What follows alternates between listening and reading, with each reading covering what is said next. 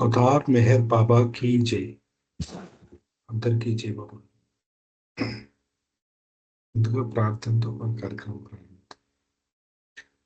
Beloved God, help us all to love you more and more and still and till we become worthy of union with you. And help us all to hold fast to Baba's Daman till the very end. Avatar Meher Baba ki jai.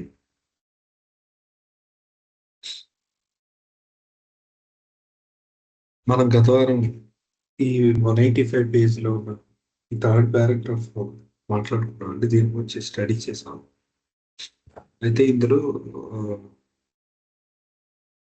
ఇక్కడ last time దీనికి explanation నాకు ఆ రోజు తెలీదు, ఒకసారి చూసి చెప్తానని చెప్పాను last week.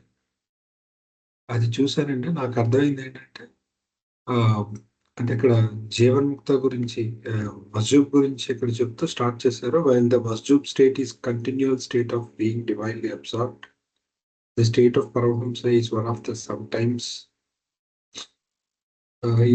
sometimes being divinely absorbed and sometimes a recovering normal consciousness of one who experiences the suluk of Sulukiyat. His conscious experience is sometimes that of I am my own God and sometimes I am my own creature.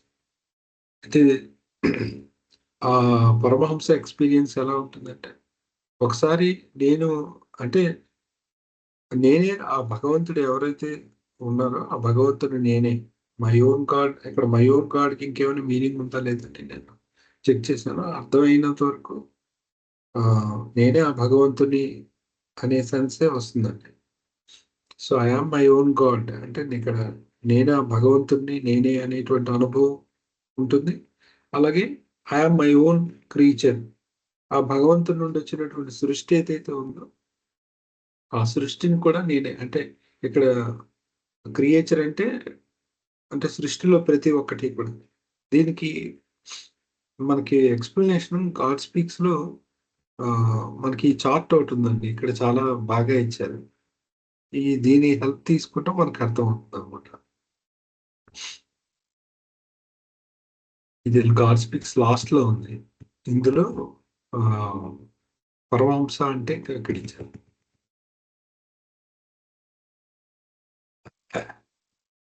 Paramahamsa అని చెప్తూ పరమహంస శివోహం alternatively with are without జీవోహం అని ఇచ్చారు. శివోహం అంటే వేదాంతంలో I am God అనేది ఉంటుంది. జీవోహం అని అంటే ఇంకా నేనే ఆ యొక్క సృష్టిని అంటే ఏదైతే జీవుడు సృష్టిలోకి వచ్చిన తర్వాత ఈ ఆత్మలన్నీ కూడా మనసుతో కూడి ఉంటాయో వాటిని ఆ జీవులుగా భావిస్తాయి. అది ఏ స్థాయి అయినా అవ్వచ్చు, శరీరానిగా అంటే గ్రాస్ కాన్షియస్నెస్ ఉన్న సోల్స్ కానీ, సటిల్ కాన్షియస్నెస్ ఉన్న సోల్స్ కానీ, మెంటల్ కాన్షియస్నెస్ సోల్స్ కానీ, మనం అన్నిటినీ జీవులనే అంటున్నాం. సో నేను ఆ సృష్టింపబడిన జీవిని, జీవోహం అంటే నేను ఆ జీవిని అనే భావంతో ఒకసారి శివుణ్ణి అంటే ఆ భగవంతుని అనేటువంటి భావన ఒకసారి ఇలా ఉంటుంది అని చెప్పారు. అయితే ఇక్కడ చిన్న విషయం ఏంటంటే కరెక్ట్ గా ఉంది. శివోహం అనేది ఫిక్స్డ్ గా ఉండి ఈ జీవోహం అనేటువంటి భావన వచ్చిపోతూ ఉంటుంది. అంటే ఐఎమ్ గాడ్ అనేటువంటిది క్రిందని కూడా ఉంది. ఐఎమ్ గాడ్ అనేటువంటిది ఫిక్స్డ్ గా ఉండి ఈ ఎవ్రీథింగ్ ఈజ్ విత్ మీ అంటే ఇది ఎవ్రీథింగ్ అంటే సృష్టి అనమాట. ఈ సృష్టి అనేది యొక్క కాన్షియస్నెస్ వచ్చిపోతూ ఉంటుంది. దీన్నే ఇక్కడ ఇలా చెప్పడం జరిగింది. I am my own God.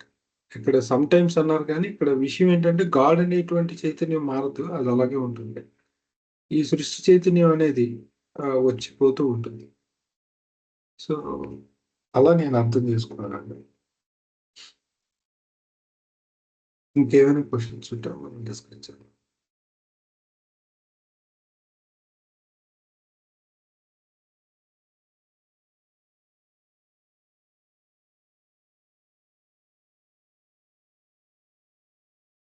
Okay, questions లేవు. నైస్ మీకు సంబంధించి జై బాబా. ఈ పేరాలో బాబా చెప్తున్న విషయం ఏంటంటే, మానవ దేహంలో ఉంటూ భగవద్ అనుభవం పొందినటువంటి ఆత్మలు ఎన్ని రకాలుగా ఉంటాయి అనేటువంటిది ఇక్కడ బాబా చెప్తున్నారు. వాళ్ళు సాధారణంగా పరమహంస గాని, జీవన్ముక్త గాని ఈ 2 రకాలు చెప్తున్నారు బాబా. అంటే ఈ తేడా చెప్తున్నారు వీళ్ళు. ఈ ఇద్దరికీ కూడా అనంత జ్ఞానము, అనంత శక్తి, అనంత ఆనందము తప్పనిసరిగా ఉంటాయి ఇద్దరికీ కూడా. అలాగే నేను భగవంతుడను అనే స్థితిని అనుభవిస్తూనే ఉంటారు. అయితే సద్గురువుతో వీళ్ళకి ఉన్న తేడా ఏమిటి? అయితే మజూబ్ తోటి వీళ్ళకి తేడా ఏమిటంటే, మజూబ్‌కి పరమాత్మ అనుభవము తప్ప ఈ 3 శరీరాల యొక్క ఎరుక గాని, 3 ప్రపంచాల యొక్క అనుభవం కానీ అతనికి ఉండదు. అది. ఎందుకని? అతను నేను భగవంతుడును అనేటువంటి ఆ దైవీ అనుభవంలో మునిగిపోయి ఉంటాడు. కానీ పరమహంస మాత్రం ఒక్కొక్కసారి ప్రపంచ చైతన్యంలోకి వస్తూ ఉంటాడు. ఒక్కొక్కసారి ప్రపంచ చైతన్యాన్ని పోగొట్టుకుంటూ ఉంటాడు. అంటే లూజ్ కాంటాక్ట్ అంటాం చూడండి మనం. ఇప్పుడు కరెంటు వైరు ఒకసారి బల్బు వెలుగుతూ ఉంటది. ఒకసారి ఆరిపోతూ ఉంటది. అంటే అది పర్మనెంట్‌గా ఎస్టాబ్లిష్ అవ్వలేదనమాట కనెక్షన్ అని. అలాగే ఈ సృష్టి చైతన్యము ఇది ఒకసారి వస్తూ ఉంటది. ఒకసారి పోతూ ఉంటుంది. అది. దాన్నే బాబా ఏమన్నారంటే, ఒక్కొక్కసారి నేను భగవంతుడను అనే అనుభవం, ఒకసారి నేను సృష్టించబడినటువంటి ఈ సృష్టిని అనే అనుభవము. ఇలా ఉంటుంది. అయితే జీవన్ముక్త మాత్రము పూర్తిగా భగవత్ చైతన్యము, మానవ చైతన్యము ఏకకాలములో అనుభవంలోకి వస్తూ ఉంటుంది. అంటే బకాబిల్లా స్థితిలో శాశ్వతముగా అతను ఆవిష్కరింపబడి ఉంటాడు. అది. అయితే పరమహంస గాని, జీవన్ముక్త గాని కుతుబ్‌తో పోల్చడానికి వీల్లేదు. ఎందుకని? కుతుబ్ తను అనుభవించేటువంటి అనంత జ్ఞానము, శక్తి, ఆనందములను వాడగలడు. కానీ వీళ్ళిద్దరూ కూడా ఆ శక్తిని వాడలేరు అని చెప్తున్నారు. అది. అది మోస్ట్ ఇంపార్టెంట్ పాయింట్‌గా బాబా చెప్తూ ఉన్నారు. Yes sir. ఇదే అయిపోయిందండి. జస్ట్ ఈ 2 లైన్స్.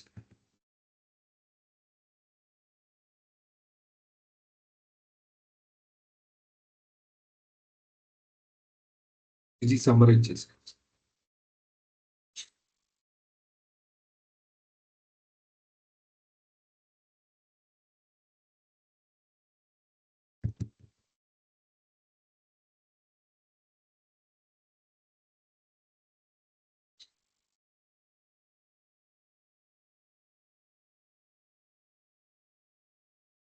దీని మీద ఏ డౌట్స్ ఉన్నాయండి ఎవరికి?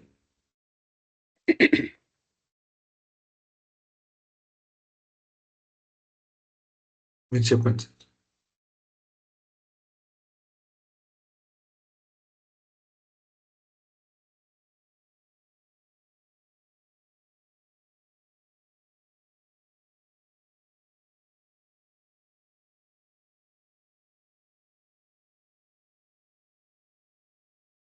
వీళ్ళందరికీ కూడా నేను భగవంతుడను అనే అనుభవము చెక్కు చెదరకుండా కొనసాగుతూనే ఉంటుంది. అది మాత్రం మనం గుర్తుపెట్టుకోవాలండి. వీళ్ళందరూ భగవద్ అనుభవం పొందేసినటువంటి ఆత్మలు. కానీ తిరిగి సృష్టి చైతన్యంలోనికి రావడం, నార్మల్ కాన్షియస్‌నెస్‌లోకి రావడం అనేటువంటిది అది అనేక దశలలో ఉంటుంది. మజూబ్‌కైతే అస్సలు ఉండదు. పరమహంసకైతే వస్తూ పోతూ ఉంటుంది. జీవన్ముక్తకైతే పూర్తిగా వచ్చేస్తుంది కానీ, ఆ స్థితిని వాడేటువంటి అనుభవం ఉండదు. కుతుబ్‌కైతే పూర్తిగా అటు భగవద్ అనుభవము, ఇటు మానవ చైతన్యం. ఈ 2 సంపూర్ణంగా ఉంటాయి. తను అనుభవించేటువంటి అనంత లక్షణత్రయాన్ని ఇతరుల మేలు కోసం ఉపయోగించగలడు. అది. అలా గుర్తుపెట్టుకుంటే సరిపోతుందండి. జై బాబా. లేవు.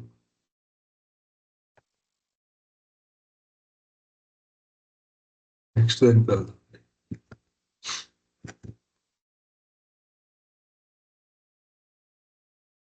శ్రీలక్ష్మి కుమార్. జై బాబా అండి. జై బాబా. State 10. God as man God and God man. This is the state of God in human body, such as a perfect master. Kutub or Sadguru. In this state, the perfect master or the man God is divinely, unattachedly, and unlimitedly above the law of illusion that governs the cosmic creation in an infinitely systematical order, and yet he permits himself to be bound by the limitations of time, space, and causation while continually experiencing consciously his I am God state and his infinite power, knowledge, and bliss. ఇక్కడ God as man God and God man అంటే మానవ దైవంగా ఉన్న స్థితిలో ఉన్న మరియు దైవీ మానవుడుగా ఉన్న భగవంతుడు అనమాట. భగవంతుడు మానవ దైవంగాను దైవీ మానవుడుగాను ఉన్న స్థితిలో ఉన్నాడు, 10వ స్థితిలో. ఇది ఒక పరిపూర్ణ గురువుగా మానవ శరీరంలో ఉన్న భగవంతుని స్థితి అనమాట. ఈ స్థితిలో ఆ పరిపూర్ణ గురువు లేదా మానవ దైవత్వాన్ని కలిగి ఉండి దేనిని అంటిపెట్టుకోకుండా, డివైన్లీ అండ్ అన్అటాచ్డ్లీ అంటే నిస్సంగుడే, దేనికి అంటిపెట్టుకోకుండా ఉండి మరియు అపరిమితంగా ఉన్నాడు, అనంతంగా ఉండి ఈ కాస్మిక్ క్రియేషన్ అంటే ఈ విశ్వ సృష్టిని అంతటిని నియంత్రించే తన ఈ యొక్క మాయా శాసనానికి అతీతంగా కూడా ఉంటాడు.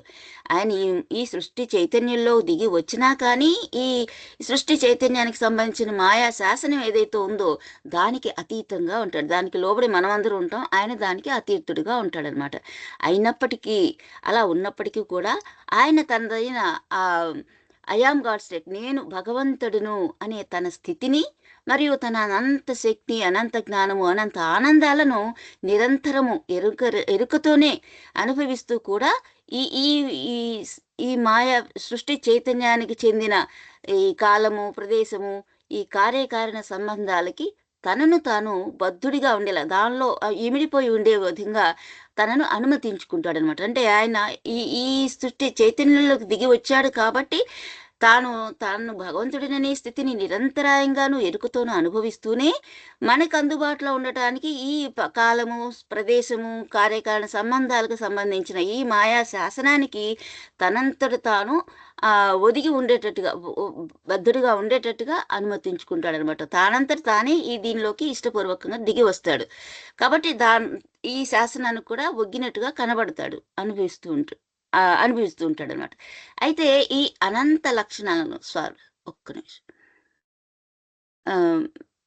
and yet he not only experiences these infinite attributes, ఆయన తన యొక్క ఈ అనంత లక్షణాలైన శక్తి జ్ఞాన అనంత శక్తి జ్ఞాన ఆనందాలను అనుభవించటమే కాకుండా వాటిని but he is also uses these for the emancipation of other souls in the grip of ignorance who is still unconscious of their own eternal reality. ఈ విధంగా తాను తన యొక్క అనంత శాశ్వత ఆనందాన్ని, జ్ఞానాన్ని, శక్తిని అనుభవిస్తూనే, నిరంతరాయంగా అనుభవిస్తూనే ఈ సృష్టిలో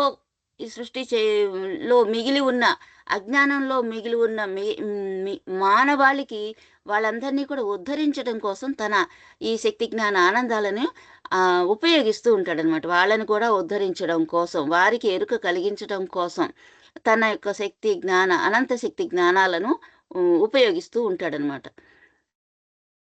జై బాబా అండి. నెక్స్ట్ కూడా చదివేసానండి. జై బాబా అండి. జై బాబు. నెక్స్ట్ ఇది ఒకసారి మాట్లాడేప్పుడు వెళ్దాం. దీని మీద ఏమైనా క్వశ్చన్స్ ఉన్నాయండి?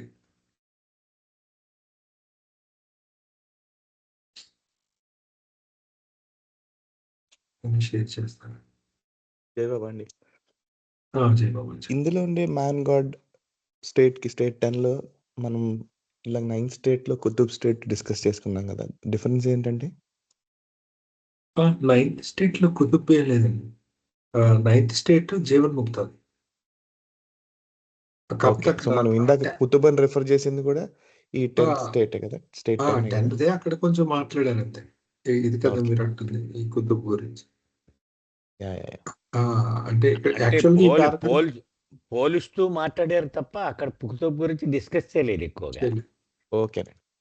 9 అంతా జీవన్ముక్తాయి.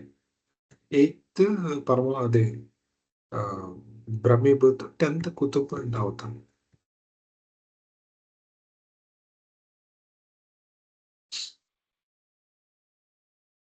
సార్ సబబ్ చేసి జై బాబా. ఈ 10 స్థితులలో చిట్ట చివరి స్థితి అండి 10వ స్థితి. ఇక్కడ భగవంతుడు ఎలా ఉంటాడంటే మానవ దైవంగానూ ఉంటాడు, లేక దైవీ మానవుడిగా ఉంటాడు. ఈ ఇద్దరు కూడా ఈ 10వ స్థితిని అనుభవిస్తూ ఉంటారనమాట. ఈ స్థితి అది. సో ఇది పరిపూర్ణమైనటువంటి గురువు యొక్క స్థితి అని చెప్తున్నారు. అంటే ఉదాహరణకి మానవ దైవం అతను ఎలా ఉంటాడో చెప్తున్నారు బాబా. మనం ఎప్పుడు కూడా ఒక జైల్లో 1000 మంది ఖైదీలు ఉన్నారు. ఆ ఖైదీలతో పాటు జైలర్, ఆ జైలు అధికారి ఉంటాడు, అతడు కూడా అక్కడే ఉంటాడు, వాళ్ళతో పాటే జీవిస్తూ ఉంటాడు. కానీ అతను వీళ్ళందరికీ వర్తించేటువంటి నియమాలు అతనికి వర్తించవు. అతను వీళ్లతో పాటే జీవించొచ్చుగాక, వీళ్ళలాగే అదే బిల్డింగ్లో నివసిస్తూ ఉండొచ్చుగాక, కానీ వాళ్లకు ఉన్నటువంటి ఆంక్షలేవి అతనికి వర్తించవు. అది అక్కడ చెప్తున్నారు. ఎందుకని అతను అక్కడ ఎందుకుంటాడు? పరిపాలన సాగించడం కోసం ఉంటాడు కదా. బయటకు చూసేవాడికి ఎలా కనిపిస్తే ఈ జైల్లో ఉన్న ఖైదీలాగే ఇతను కూడా ఖైదులో ఉన్నాడే అనుకుంటారు, కానీ కాదు. అతను ఆ ఆంక్షలకు బందీగా ఉండడు. అది అతడు కంటిన్యూస్గా, అంటే సదా నిరాటంకముగా నేను భగవంతుడను అనే స్థితిని అనుభవిస్తూ ఉంటాడు. అలాగే తన లక్షణత్రయమైనటువంటి అనంత శక్తి, జ్ఞానము, ఆనందములను అనుభవిస్తూ ఉంటాడు. అంటే వీటిని అనుభవించడమే కాకుండా ఇంకనూ మాయలో కుట్టుమిట్టాడుతూ అజ్ఞానములో మునిగిపోయి ఉన్నటువంటి ఇతర ఆత్మల కోసము ఈ తన దైవీ లక్షణాలను వినియోగిస్తాడు కూడా. ఇది ఇక్కడ ఈ పేరాల బాబా చెప్పిన విషయం. జై బాబా. జై బాబా. నెక్స్ట్ దానికి వెళ్దాం.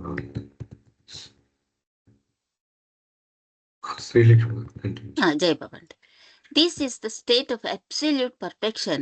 Here God is with attributes and with form, saguna and sakara.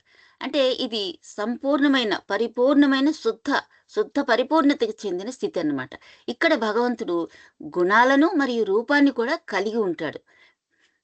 అంటే గుణాలంటే ఆయన యొక్క అట్రిబ్యూట్స్, సత్యజ్ఞాన ఆనందాలను కలిగి ఉండటం, పైగా ఆ రూపాన్ని ధరించి ఉండటం. సగుణ రూపం అంటే ఆయన రూపాన్ని ధరించి మనతో పాటు మనలాగానే ఉండటం అనమాట. రూపాన్ని కలిగి తన అట్రిబ్యూట్స్, గుణాలను కూడా కలిగి ఉంటాడు అనమాట. ఈ పరిపూర్ణమైన శుద్ధమైన పరిపూర్ణ స్థితిలో ఉన్న భగవంతుడిగా. జై బాబా అండి. మీది ఒక్క లైనే ఉందా? ఓకే, అవునండి.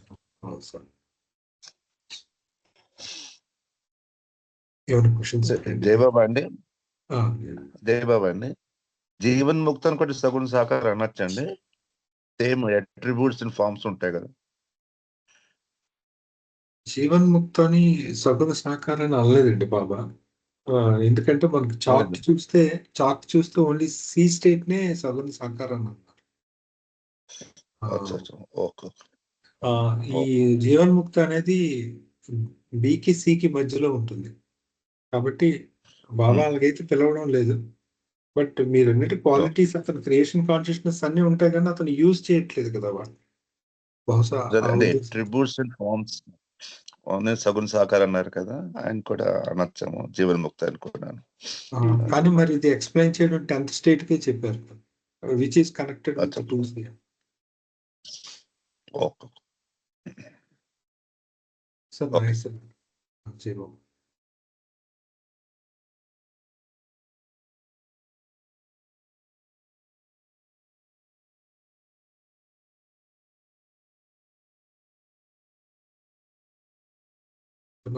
మీరేం చెప్తారండి?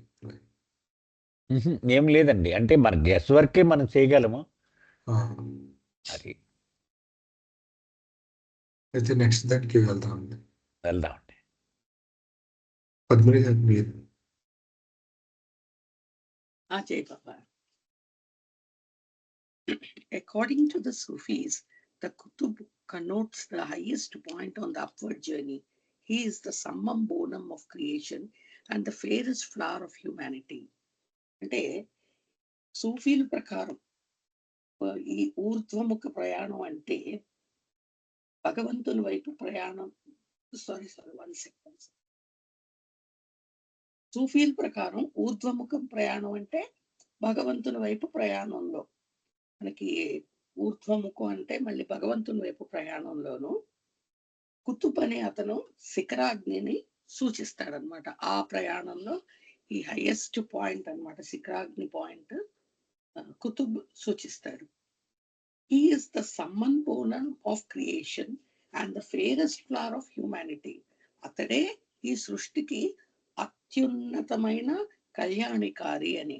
అన్నిటికీ శుభాలు కలిగించే అతను అని, అన్నిటికీ మంచి చేసే అతను అని నాకు అనిపించింది. అత్యున్నతమైన కళ్యాణికారి, మరియు అతను మానవాళ్ళతో అత్యంత సుందరమైన మానవాళ్ళలో అత్యంత సుందరమైన పుష్పము అన్నమాట. ఇంకా అసలు అన్కంపారబుల్ అన్నమాట ఆయన. అతని మానవాళ్ళలోనే అత్యున్నతమైన అత్యంత సుందరమైన పుష్పం అన్నమాట. In the Mazub state, the soul enjoyed the infinite bliss of I am God state, but the perfect master, Qutub Sadguru,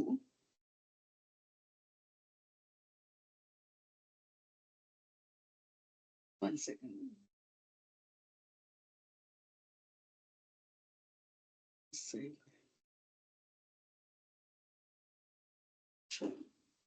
And then I could say 1 sec. But the perfect master enjoys the infinite bliss of the I am God state and also the highest divine consciousness of everything is I and everything is for me. అంటే పరిపూర్ణ గురువులు అంటే ఇక్కడ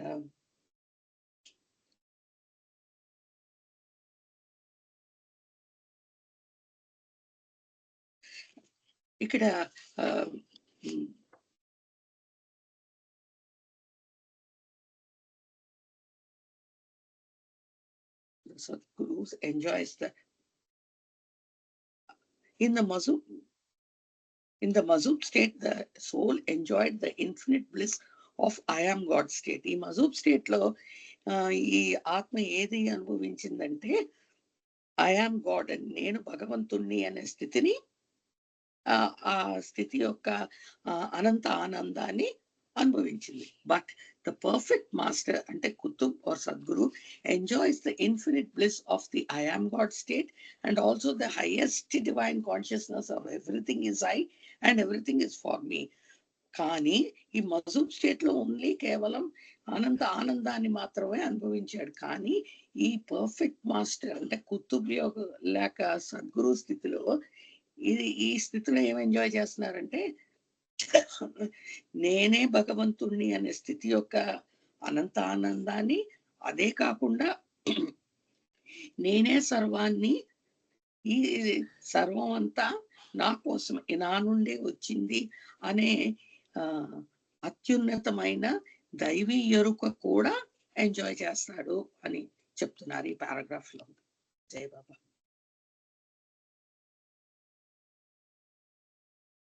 జై బాబా. Questions ఉన్నాయి?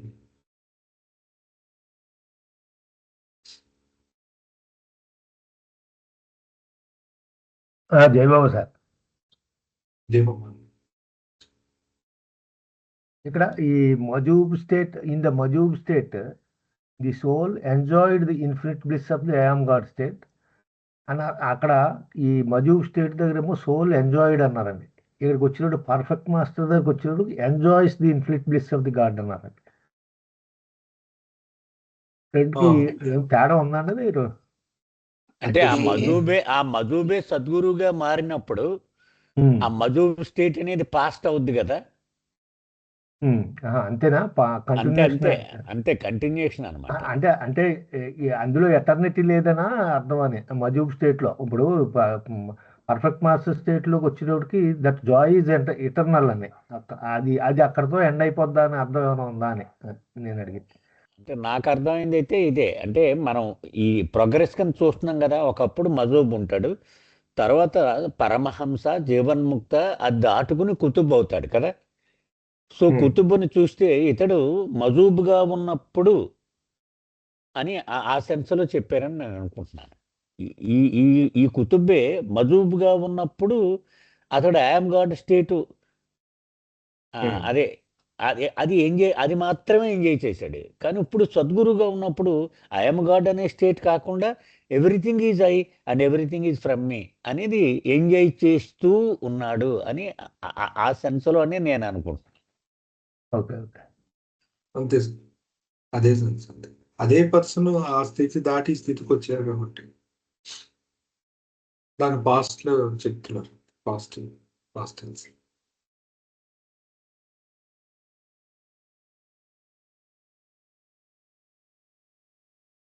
ఎవరైనా మాట్లాడతారు?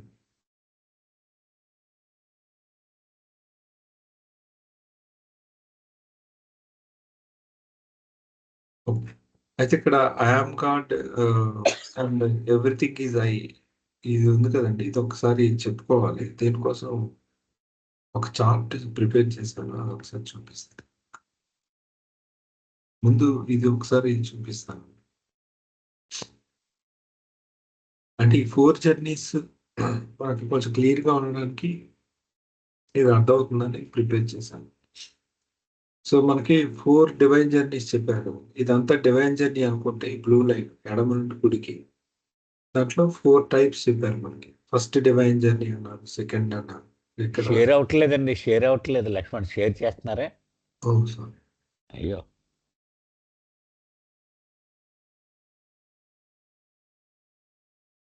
కనిపిస్తుందండి ఇప్పుడు. ఇప్పుడు వచ్చిందండి.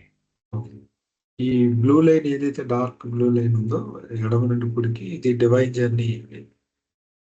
ఇందులో మనకి 4 టైప్స్ అంటే 4 లెవెల్స్ 4 ఫేజెస్ ఉన్నాయన్నారు కదా ఈ డివైన్ జర్నీలో.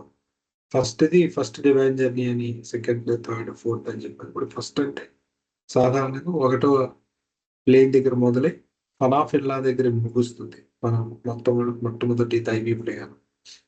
ఆ ఫనాఫిల్లా దగ్గర ముగిసినప్పుడు ఆ స్థితిని అనుభవిస్తున్న వ్యక్తిని బ్రహ్మీభూత్ అంటాం. అంటే మనం ఈ హిందూ పదాలు తీసుకుంటే అతన్నే మస్జూబ్ అని కూడా అంటాం. సో ఆ తర్వాత డివైన్ జంక్షన్ వస్తుంది. డివైన్ జంక్షన్ అనేది మొదటి దైవీ ప్రయాణంలోకి రాదు, రెండవ దైవీ ప్రయాణంలోకి రాదు, అది మధ్యలో ఉంటుంది. ఈ డివైన్ జంక్షన్ లో ఏమవుతుందో చెప్పుకున్నాం. అతనికి నేను భగవంతుని అనే చైతన్యం ఉంటుంది, సృష్టి చైతన్యం అనేది వచ్చిపోతూ ఉంటుంది, ప్రాపంచిక చైతన్యం, అది సాధారణ చైతన్యం. అది దాన్ని డివైన్ జంక్షన్, దైవీ కూడలి అంటారు. దీన్నే తురియ అవస్థ అని కూడా మనకి పిలవడం జరిగింది. అది దాటిన తర్వాత మనకి రెండవ దైవీ ప్రయాణం మొదలవుతుంది. ఆ రెండవ దైవీ ప్రయాణం యొక్క ముగింపు బకాబిల్లాతో ఉంటుంది. బకాబిల్లా అంటే ఆత్మ ప్రతిష్టాపన అంటారు. అంటే ఇంకా పూర్తిగా భగవంతుని జీవనాన్ని జీవించగలుగుతాడు ఇతను. ఆ బకాబిల్లాలో ఉన్న వ్యక్తిని మనం జీవన్ముక్త అని అంటాం. జీవన్ముక్త స్థితి బకాబిల్లా. అయితే ఆ తర్వాత మనకి next third divine journey start అవుతుంది. థర్డ్ డివైన్ జర్నీలో అతను బాధ్యతని చేపట్టి సద్గురువు జీవితాన్ని గడుపుతాడు. అంటే సద్గురువుగా ఎవరైతే ఇప్పుడు ప్రస్తుతం, అంటే ఇప్పుడు కానీ ఎప్పుడైనా ఒక సద్గురువు అతను డ్యూటీలో ఉన్నటువంటి వ్యక్తి కదా, తన అనంత శక్తి ఆనందాన్ని ఇతరుల ఆధ్యాత్మిక ఉన్నతికి అతను ఉపయోగిస్తూ ఉంటాడు. అలా డ్యూటీలో ఉన్నటువంటి పర్సన్ మన థర్డ్ డివైన్ జర్నీలో ఉన్నాము అన్నట్టు. సో సద్గురువులందరూ కూడా, మానవ రూపధారి ఉన్న సద్గురువులందరూ కూడా థర్డ్ డివైన్ జర్నీ చేస్తున్నారు. అయితే వాళ్ళు ఆ డ్యూటీ అయిన తర్వాత వాళ్ళ కర్తవ్యం ముగిసిపోయిన రోజు వాళ్ళ శరీరాన్ని విడిచిపెడతారు. ఆ విడిచిపెట్టినప్పుడు అతను ఫోర్త్ డివైన్ జర్నీ అంటారు. ఇది క్లియర్ కదండి? డౌట్స్. ఈ జయబాబా లక్ష్మణ్, మరి ఈ స్థితిలో ఈ బకా అనేది ఎక్కడ ఉంటది అంటే బకా చివరి స్థితి. బకా బిల్ల ఒక వర్డేనండి. ఇంకా బకా అనేది ఏం లేదా? బకా అనేది లేదు ఇక్కడ. బకాబి అల్లా. ఓకే, జయ. కానీ ఇక్కడ మాత్రం ఫనా వేరు, ఫనాఫి అల్లా వేరు. ఓకే ఓకే జయ.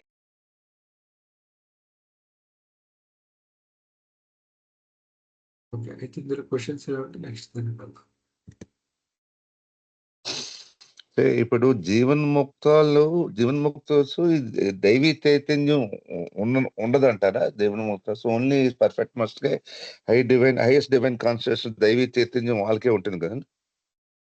దైవీ చైతన్యం అందరికీ ఉందండి.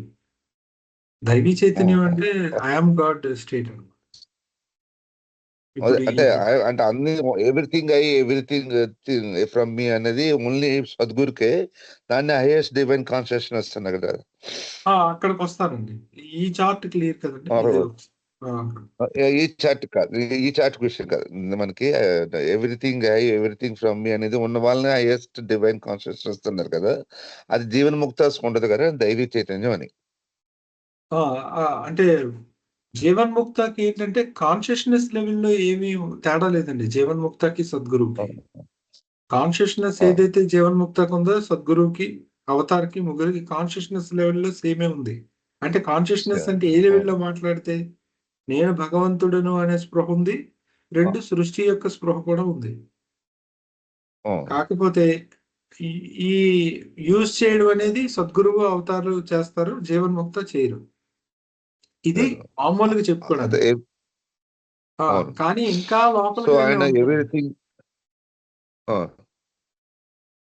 ఇంకా లోపలికి వెళ్తే చాలా తేడా ఉంది ముగ్గురికి కూడా. అది ఇప్పుడు మనం మాట్లాడదాం.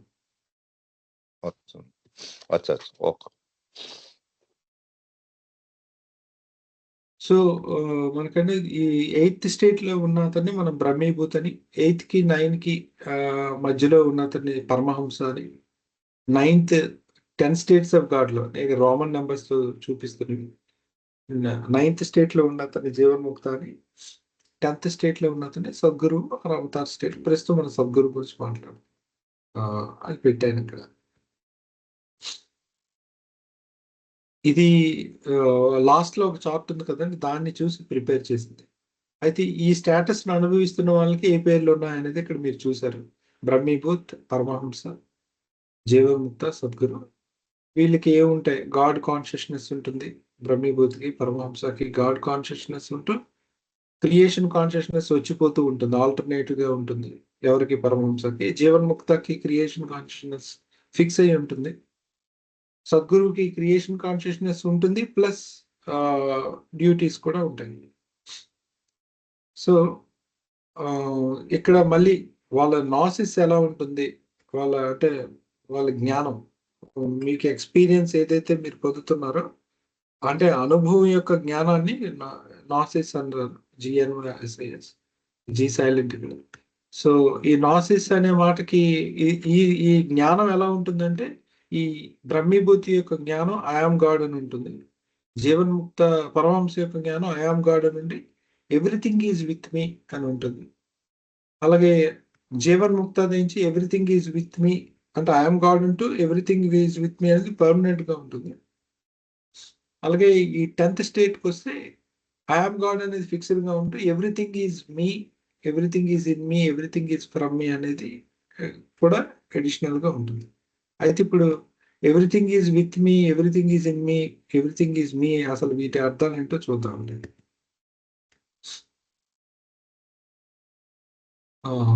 ఇది చార్ట్ చూసి ప్రిపేర్ చేసింది. ఈ ముందు వరకు ఏమైనా క్వశ్చన్స్ ఉన్నాయండి ఇందులో? ఈ ఎవ్రీథింగ్ ఈజ్ విత్ మీ అవి ప్రక్కన పెడితే ఇంకేవి ఇందులో మనం చర్చించడానికి ఏమి లేదంటే నెక్స్ట్ లక్ష్మి స్టేట్ రోల్ అనండి. స్టేట్ రోల్ 9 కి 10 కి God conscious with creation consciousness అన్నారు. God consciousness with creation consciousness. అవునండి. 10 కి వచ్చేసరికి సైమల్టేనియస్లీ అన్నారు. అవునండి. అంటే ఇక్కడ డిఫరెన్స్ ఏంటంటారా? డిఫరెన్స్ అంటే నేను కొంచెం ఇక్కడ కాపీ చేసి పెట్టిన ఉంటాను. ఒకవేళ అందులో ఏమైనా ఉంటుంది. ఈ లైన్ యాక్చువల్గా లేదు అక్కడ.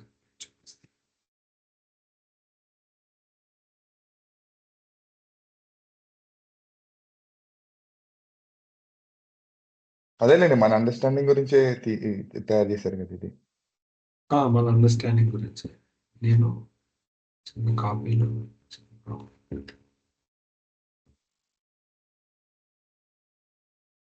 అంటే మీకు ఆ డౌట్ ఎందుకు వచ్చింది ఇక్కడ చూడండి. ఇక్కడ యాక్చువల్గా అలా లేదు. మీరు అడిగింది ఇదే కదా, ఇక్కడ ఎలా ఉంది, I am God and everything is with me అని ఉంది. ఓకే. నేను ఇది ఇక్కడ పెట్టాను, ఈ కాలం అంటే ఇది ఏంటిది బేసికల్లీ, ఇది స్టేట్, ఇది నాసిస్.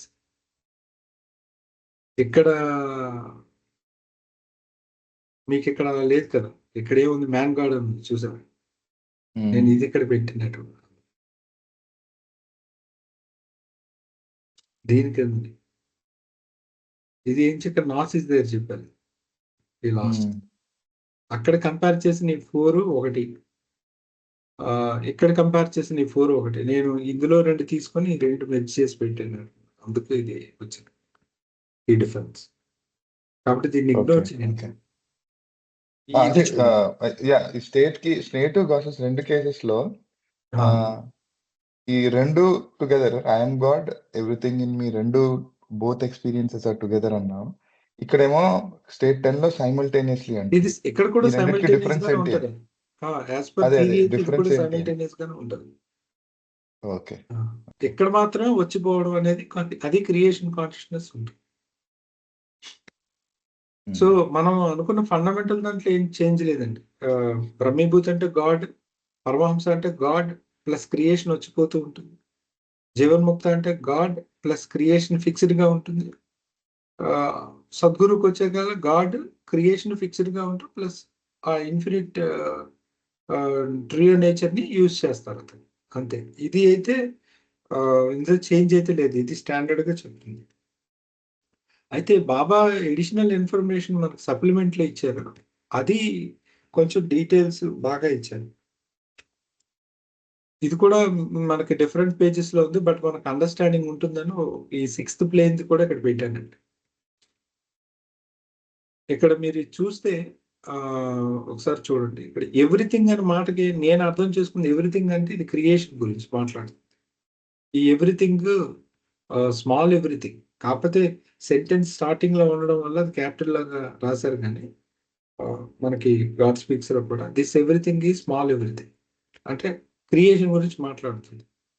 సో ఇక్కడ సత్పురుష అంటే ఆరో భూమికలో ఉన్న వ్యక్తి ఏమనుకుంటాడంటే, ఏది చూసినా తను ఆ హీ అని చెప్పడంలో అతనికి ఇంకా గాడ్ రియలైజేషన్ రాలేదు, కాబట్టి అతను సర్వం కూడా అంటే మన కంటికి కనిపిస్తున్నది అంతా కూడా భగవంతుడే అని, అలాగే ఇదంతా కూడా భగవంతుడితోనే ఉంది అని, విత్ హిమ్, ఇదంతా భగవంతుడిలోనే ఉంది అని, ఇదంతా భగవంతుడి నుండే వచ్చింది అని ఆరో భూమికలో ఉండేటువంటి వ్యక్తి అనుకుంటాడు. అయితే ఇప్పుడు ఈ 7th ప్లేన్కి వచ్చినప్పటి నుండి ఇక నేను ఐఆమ్ గాడ్ అనేది ప్రక్కన పెట్టాను, ఎందుకంటే అది ఎలాగా 7th ప్లేన్ లో ఉన్న ప్రతి ఒక్కరికి ఐఆమ్ గాడ్ అనే స్థితి ఉంటుంది కాబట్టి ఇంకా దాని గురించి మాట్లాడట్లేదు. ఓన్లీ ఈ క్రియేషన్ ని ఏ రకంగా రిలేషన్ ఎస్టాబ్లిష్ చేశారు భగవంతుడితో అనేది మాట్లాడుతుంది. జీవన్ముక్తకి ఇలా ఉంటుందంట, ఎవ్రీథింగ్ ఈజ్ విత్ మీ అని, అంటే ఈ క్రియేషన్ అంతా కూడా నాతోనే ఉంది అనే ఫీలింగ్ అతనికి ఉంటుందట జీవన్ముక్తకి. ఇది సటిల్ డిఫరెన్స్ చెప్పాను. అలాగే సద్గురువుకి వస్తే ఎవ్రీథింగ్ ఈజ్ మీ అంటే ఈ సృష్టి అంతా కూడా నేనే అనేటువంటి ఒక అనుభవం ఉంటుంది. అలాగే ఈ సృష్టి అంతా నా నుండే వచ్చింది, ఎవ్రీథింగ్ ఈజ్ నాలోనే ఉంది, ఎవ్రీథింగ్ ఈజ్ ఇన్ మీ అనేటువంటి ఎక్స్పీరియన్స్. అలాగే ఎవ్రీథింగ్ ఈజ్ ఫ్రమ్ మీ, సర్వం నా నుండే వచ్చింది అనేటువంటి అనుభవం ఉంటుందట ఈ 3. అదే అవతారకు వచ్చేసరికి ఎలా ఉంటుందని చెప్పారంటే, ఐఆమ్ ఎవ్రీథింగ్, నేనే ఈ సృష్టిని, ఐఆమ్ ఇన్ ఎవ్రీథింగ్, నేను అన్నింటిలో ఈ సృష్టిలో ప్రతి ఒక్క దానిలో ఉన్నాను, ఎవ్రీథింగ్ ఈజ్ ఇన్ మీ, సర్వం అంటే ఈ సృష్టి అంతా కూడా నాలోనే ఉంది, అలాగే ఎవ్రీథింగ్ ఈజ్ ఫ్రమ్ మీ, ఈ సృష్టి అంతా కూడా నా నుండే వచ్చింది. ఇదే అవతారకు ఉంటుంది అని బాబా సప్లిమెంట్లో ఒక టేబుల్లో ఇది ఇవ్వడం జరిగింది. అయితే ఇప్పుడు దీన్ని అర్థం చేసుకోవడానికి ఇంకా మనకి ఎడిషనల్ కొంత ఇన్ఫర్మేషన్ కావాలి.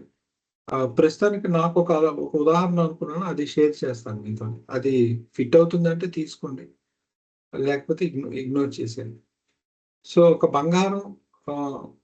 బంగారంతో చేసిన ఒక ఆభరణం ఉందనుకోండి, అంటే గోల్డ్ అండ్ ఆర్నమెంట్, ఈ రెండు మనం తీసుకుంటే, సపోజ్ మనం ఒక ప్యూర్ గోల్డ్ తీసుకొని దాంతో ఒక గాజు, ఏదో ఒక గాజులా చేసాం రౌండ్గా, ఇప్పుడు అది ఒక ఆభరణం అనుకోండి.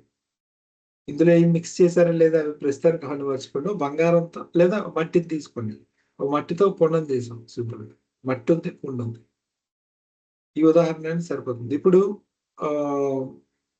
ఐ ఆమ్ ఎవ్రీథింగ్ అవతార్తో ఎక్స్ప్లెయిన్ చేస్తున్నాను, బహుశా అది అర్థమైతే మిగతా అర్థం అవచ్చు. ఇప్పుడు బంగారం ఆర్ మట్టి, అక్కడ ఏమనుకుంటుంది, మట్టి అంటే అయ్యి భగవంతుడు అనుకోండి. ఇప్పుడు ఆ అయ్యి అనేది అంటే మట్టి ఏమనుకుంటుందంటే నేనే ఈ కుండని అనుకుంటుంది. ఐఎమ్ ఎవ్రీథింగ్ అని చెప్పడంలో బంగారం చెప్తుంది ఏమని, నేను ఈ కుండని అని. అలాగే మట్టి చెప్తుంది నేను ఈ కుండని అని. అలాగే ఐఎమ్ ఇన్ ఎవ్రీథింగ్, ఆ మట్టి ఏం చెప్తుందంటే నేను ఈ కుండ మొత్తంలో వ్యాపించి ఉన్నాను, అంటే కుండలో ప్రతి దాంట్లో నేనే ఉన్నాను అని చెప్తుంది. అలాగే ఎవ్రీథింగ్ ఈజ్ ఇన్ మీ, ఈ కుండ అనేది నాలోనే ఉంది అని చెప్తుంది ఆ మట్టి.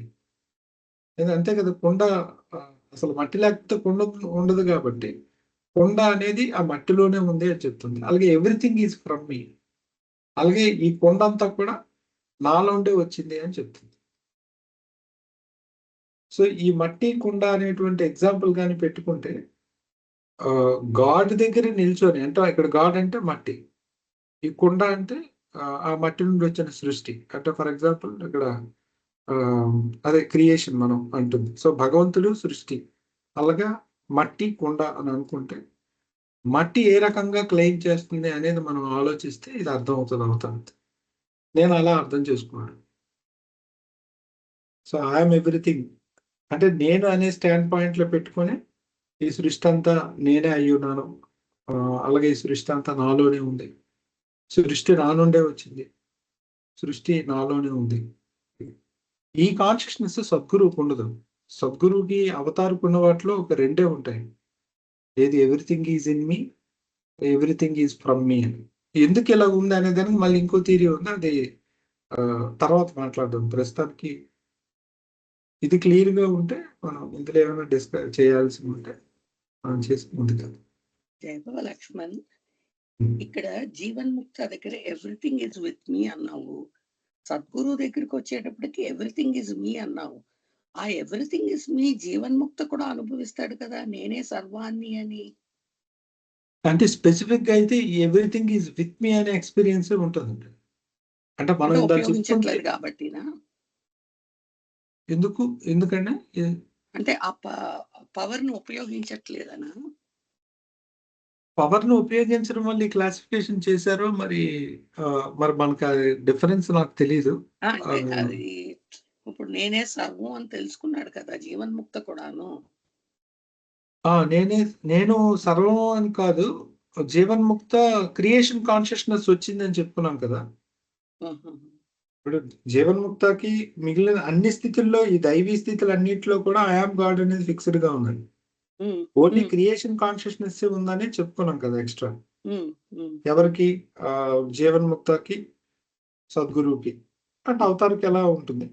అయితే ఈ వీటిలో డిఫరెన్స్ క్రియేషన్ కాన్షియస్నెస్ ఉంది అని చెప్పారు, అలాగే ట్రయల్ నేచర్ ని యూజ్ చేయకపోవడం అని చెప్పారు కదా.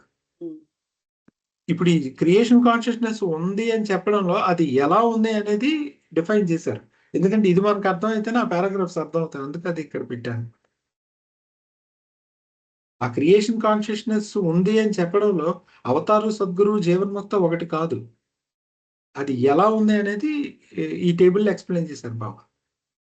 సో జీవన్ముక్త ఎలా అనుకుంటాడంట, ఈ సృష్టి అంతా కూడా నాతోనే ఉంది అని అనుకుంటాడు. ఆ రకంగా సృష్టి చైతన్యం ఉంటుంది. సద్గురువుకి ఈ 3 రకాలుగా కూడా ఉంటుందట సృష్టి చైతన్యం. ఈ సృష్టి అంతా నేనే అంటూ, అలాగే ఈ సృష్టి అంతా నా నుండే వచ్చింది అని చెప్తూ, అలాగే సృష్టి అంతా నాలోనే ఉంది అని, ఇన్ మీ, ఫ్రమ్ మీ కదా. అవతారికి వచ్చేసరికల్లా సృష్టి కాదు, అసలు నేనే ఆ సృష్టిని, నేను అన్నింట్లో ఉన్నాను.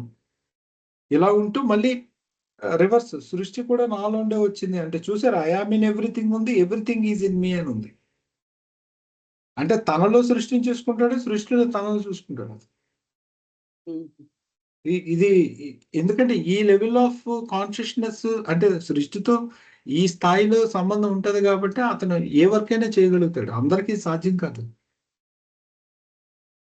సద్గురు కూడా సాధ్యం కాని అవతారుడు చేయగలడు. అవతారుడు ఇచ్చేటువంటి పుష్ ఏదైతే ఉంటుందో ఆధ్యాత్మికమైనటువంటి పుష్ క్రియేషన్ లో కేవలం అవతారుడు చేయగలిగే స్థాయిలోనే ఉంటుంది. అంటే అతను మాత్రమే చేయగలడు, ఇంకే సద్గురు కూడా చేయలేడు. కారణం ఏంటంటే అతని రిలేషన్ క్రియేషన్ తో ఎలా ఉంటుంది.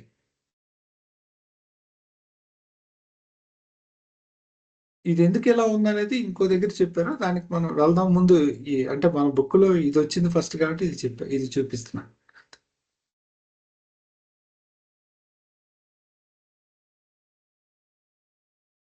దీని మీద ముందుకెళ్దాం అండి లక్ష్మణ్. ఓకే. ఏదో ప్రశ్న వచ్చిందండి సిరియన్ ఏదో.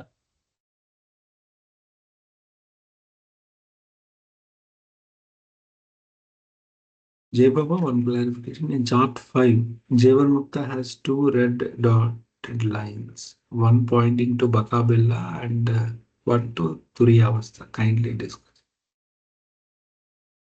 Chart 5. Chart 5 ఉంటే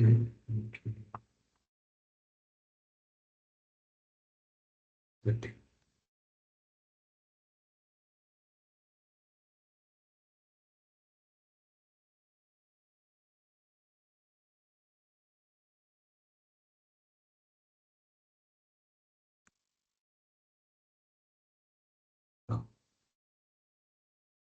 కనిపిస్తుంది. చూసా.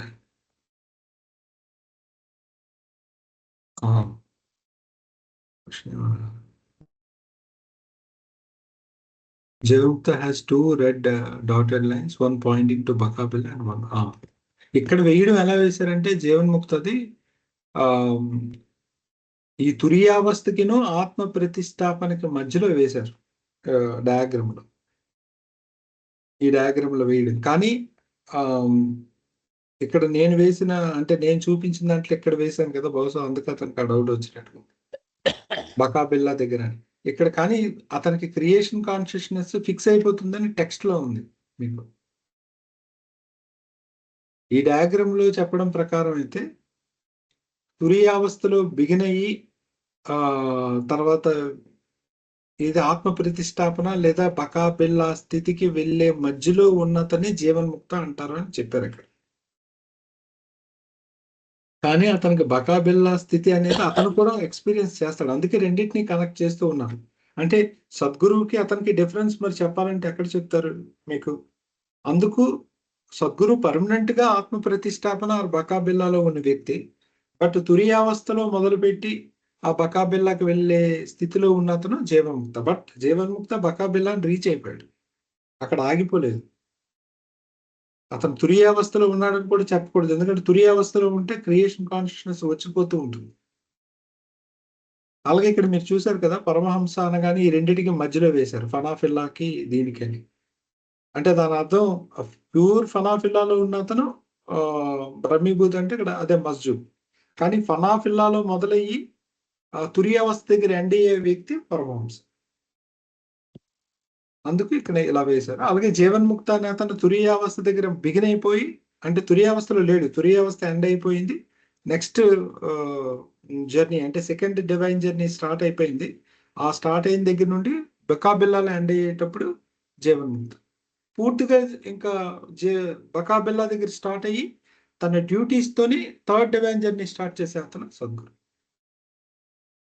అదే పరమహంసలో అతను జర్నీ ఒకటి కంప్లీట్ చేస్తున్నాడండి కదా, జీవన్ముక్తగా కూడా ఒక జర్నీని కంప్లీట్ చేస్తున్నాడు. అంచేత రెండేసి లైన్లు చూపెడుతున్నాడు, స్టార్టింగ్ పాయింట్ ఎండింగ్ పాయింట్. మనకు అది టెక్స్ట్ చూస్తే అర్థం అవుతుందండి. ఇక్కడ మనకు కొంచెం అంటే టెక్స్ట్ లో ఎక్స్ప్లెనేషన్ ఉంది, ఇందులో లేదు డయాగ్రామ్ లో. నేను టెక్స్ట్ చూసి అది తయారు చేశాను. అదే దానికోసమనే ఆ 2 లైన్లు చూపించాడండి బాబా. ఆ, అంటే ఇలా మొదలవుతుంది, ఇది చివరికి వచ్చేటప్పటికి ఇది ఎండ్ అవుతుంది అని. అది ఆ,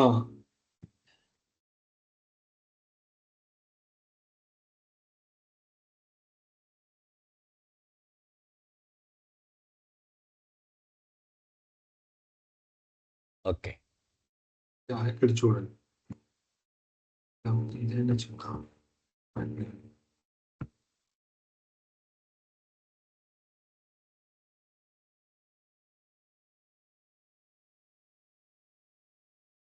ఇక్కడ మా దగ్గర ఇది చెప్పేసి వెళ్దాం సార్. అదే సమప్ చేయాలనే ఉండిపోయింది పెండింగ్.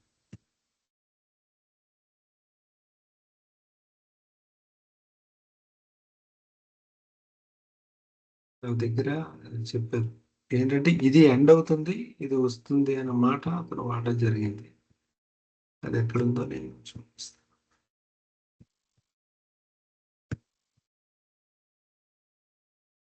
మీరు సమం చేయండి సార్, నేను పోస్ట్ చేస్తాను ఎక్కడ.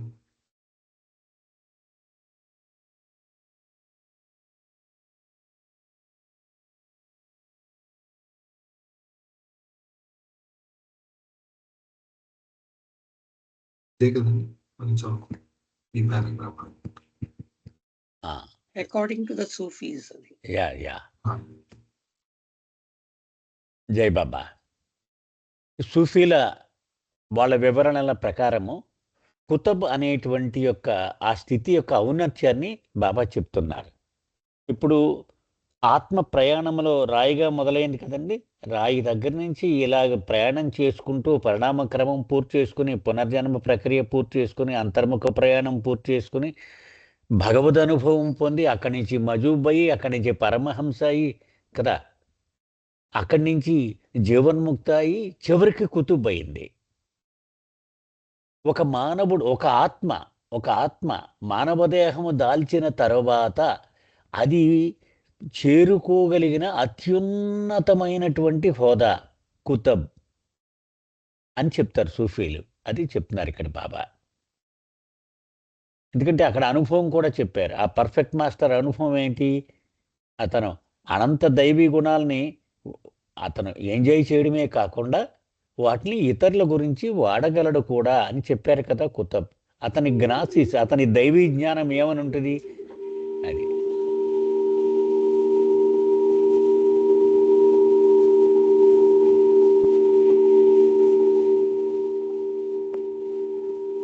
ఇంకేమో ఉందండి మాట్లాడి. అతని జ్ఞానము ఎలా ఉంటుంది? ఎవ్రీథింగ్ ఈజ్ ఐ, సర్వము నేనే. ఎవ్రీథింగ్ ఈజ్ ఫ్రమ్ మీ, సర్వము నా నుండే వచ్చింది అని. అది ఆ స్థితి, కుతుబ్ స్థితి యొక్క ఔన్నత్యం గురించి ఇక్కడ బాబా చెప్పారండి. ఎస్,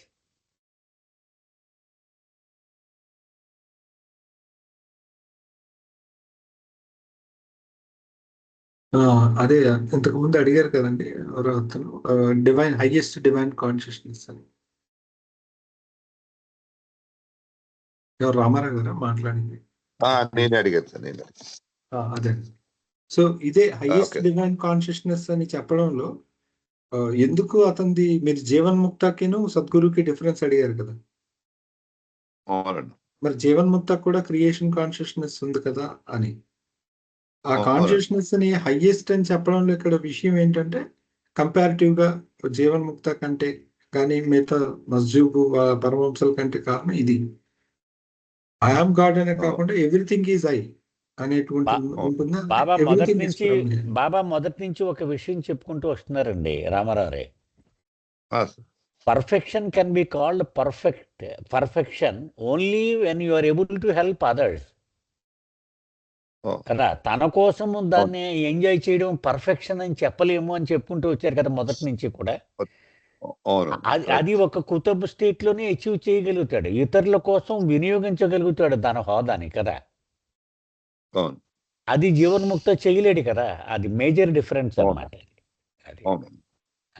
ఈవెన్ కాన్షియస్నెస్ లో కూడా సార్, అది క్రియేషన్ తో ఫీల్ అయ్యేటప్పుడు నేను క్రియేషన్ అనేటువంటి భావన రాకపోతే కొన్ని చేయలేరు.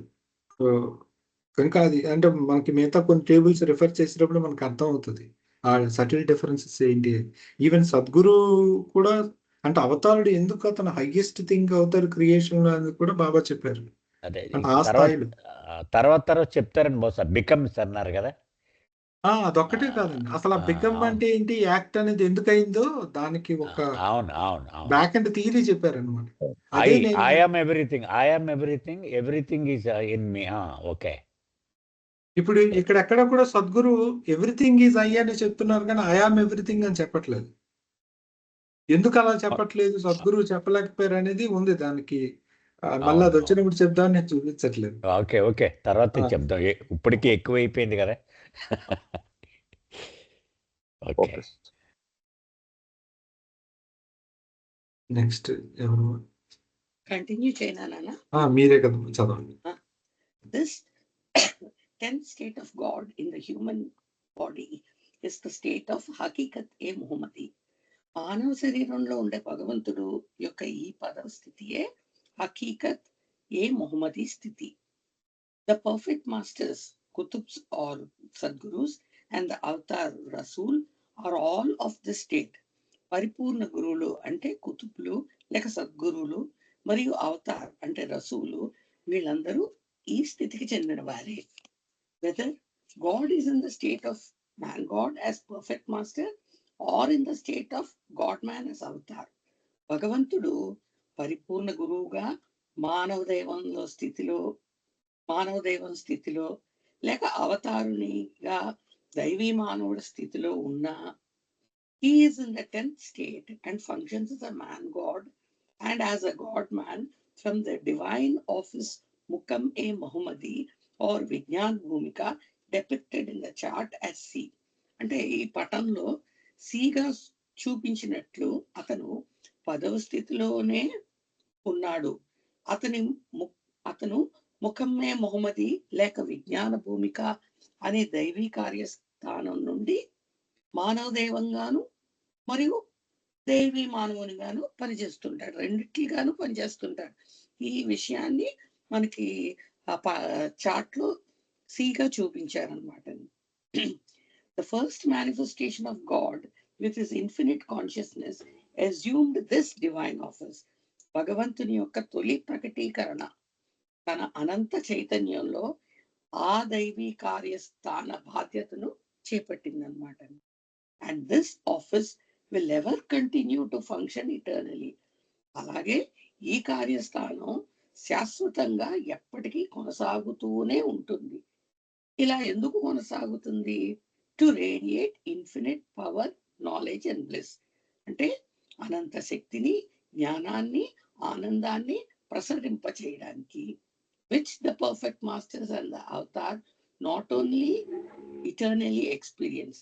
ఇటువంటి శక్తి, జ్ఞానాన్ని మరియు ఆనందాన్ని పరిపూర్ణ గురువులు మరియు అవతారుడు కేవలం శాశ్వతంగా అనుభవించడమే కాకుండా but also use for the ఇమాన్సిపేషన్ of the souls. మిగతా ఆత్మలకు విముక్తిని ఇవ్వడానికి కూడా వీళ్ళు ఉపయోగిస్తారు. ఓన్లీ అనుభవించడమే కాకుండా వీళ్ళు ఉపయోగిస్తారు. Who are still in the grip of ignorance, trying to gain consciousness of their eternal state of oneness with the oversoul. ఏ ఆత్మలకు విముక్తిని ఇస్తారు?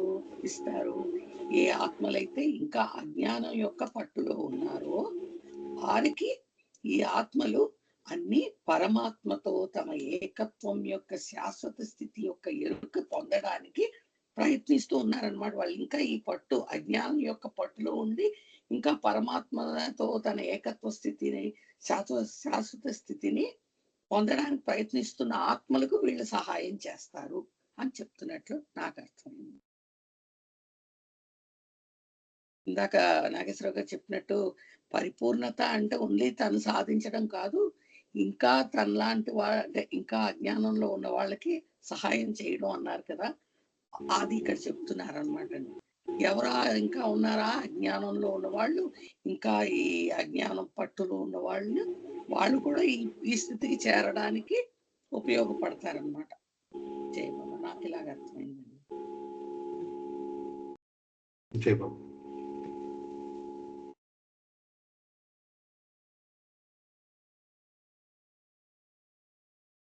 క్వశ్చన్స్ ఉన్నాయండి.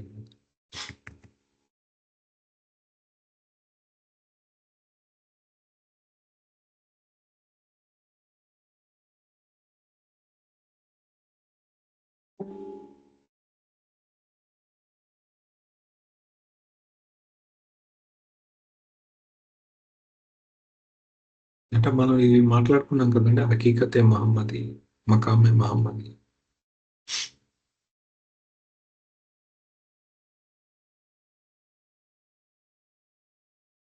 అదే జీవన్ముక్తకి సద్గురుకి మెయిన్ డిఫరెన్స్ ఈ ఆఫీసే కదా ఏమండి? అవును సార్, ఆఫీస్. అంతే అదే అదే మకామే మహమ్మది అనేది సి స్టేట్. డ్యూటీ ఉంటుంది వీళ్ళకి.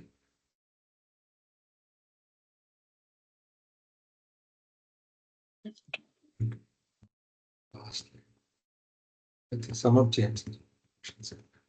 అది the first manifestation of God అన్నది ఒక్కసారి చెప్పండి లక్ష్మణ్. అది The first manifestation of God with his infinite consciousness assumed this divine office, and this office will ever continue to function.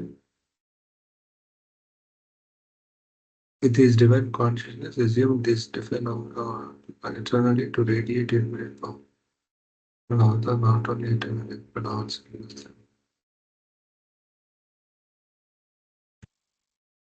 అవునండి. అంటే అంటే నేను అనుకోవడం అది ఫస్ట్ టైం ఎప్పుడైతే ఈ ఆఫీస్ అనేది ఫామ్ అయిందో, అంటే ఈ సి స్టేట్ అనేది ఎప్పుడైతే అవతారుడు అంటే ఫస్ట్ సోల్ జర్నీ చేసి ఇన్ఫినిట్ కాన్షియస్నెస్తో మెర్జ్ అయ్యి మళ్ళీ డ్యూటీ చేయడానికి తన క్రిందకి వచ్చేటప్పుడు ఈ ఆఫీస్ అనే స్టేట్ ఎస్టాబ్లిష్ అయింది. నేను దాన్నే ఫస్ట్ అంతే మేనిఫెస్టేషన్ అనుకుంటున్నా. అని పిలిచారండి. అంటే అవతారుడు సీట్ ఒకటి, 5 సద్గురుల సీట్లు ఒకటి, 6 సీట్లు ఎప్పుడు అలా పర్మనెంట్ గా ఉంటాయి అన్నమాట. ఉంటాయి. అవును. అవి ఆక్యుపై చేస్తూ ఉంటారు, వీళ్ళు ఎగ్జిట్ అవుతూ ఉంటారు, ఆక్యుపై చేస్తూ ఉంటారు, ఎగ్జిట్ అవుతూ ఉంటారు. అలా అలా తీసుకుంటే సరిపోతుంది. అంటే ఇన్ఫినిట్ కాన్షియస్నెస్ తో మేనిఫెస్ట్ అవ్వడం అనేది ఈ ఫస్ట్ సోల్, అంటే ఫస్ట్ సోల్ జర్నీ చేసేటప్పుడు ఆ ఇన్ఫినిట్ కాన్షియస్నెస్ హెల్ప్ చేసింది ఫస్ట్ సోల్ కూడా. నా ఇన్ఫినిట్ కాన్షియస్నెస్ అంటే 2Bనే మనకు అవతారిక్ కాన్షియస్నెస్ అని కూడా అంటారని మనకు బీమ్స్ లో బాబా చెప్పారు. ఆ 2B ఎప్పుడైతే ఫస్ట్ సోల్ హెల్ప్ చేసిందో, ఈ ఫస్ట్ సోల్ తాల కాన్షియస్నెస్ అవతారిక్ కాన్షియస్నెస్ తో మెర్జ్ అయిపోయింది. మెర్జ్ అయిపోయిన తర్వాత ఫ్యూజ్ అయిపోయింది. ఆ ఫ్యూజ్ అయ్యి అక్కడ నుండి ఆ కాన్షియస్నెస్ ప్రతిసారి మనకి భూమి మీదకి అవతరిస్తూ ఉంది అవతారిగా. అయితే అసలు ఫస్ట్ ఆఫీస్ అనేది దాంతోనే ఎస్టాబ్లిష్ అవ్వడం జరిగింది. ఆ హెల్ప్ చేయడం అనేది ఎప్పుడైతే జరిగిందో దాంతో అయింది. అక్కడ మీదట సద్గురువులు యాడ్ అవుతూ వస్తున్నారు, వాళ్ళు బాడీ డ్రాప్ చేసి మొత్తానికి ఆఫీస్ ఎగ్జిస్టెన్స్ అనేది అప్పుడు జరిగింది. అది అలాగే ఉంది, ఇప్పటికీ కూడా కంటిన్యూ అవుతుంది. ఎందుకంటే అందులో ఉన్న వాళ్ళే క్రియేషన్ రన్ చేస్తూ ఉంటారు కాబట్టి. సమప్ చేస్తానండి పేరా. Okay sir. జై బాబా అండి. ఇందులో బాబా చెప్పేది ఈ 10వ స్టేట్లో ఖచ్చితంగా చెప్పాలంటే భగవంతుని 2 స్థితులుగా చెప్పచ్చు, సద్గురువు, అవతారుడు. అది ఇంపార్టెంట్ అనమాట. పర్ఫెక్ట్ మాస్టర్ అంటే కుతుబ్ అంటారు సూఫీలు, అవతార్ని రసూల్ అంటారు. అది అయితే మనం మొట్టమొదటి నుంచి చెప్పుకుంటూ వస్తున్నది ఏంటంటే అవతారుని యొక్క కార్యస్థానము, అలాగే సద్గురువులు 5 వీళ్ళ కార్యస్థానము.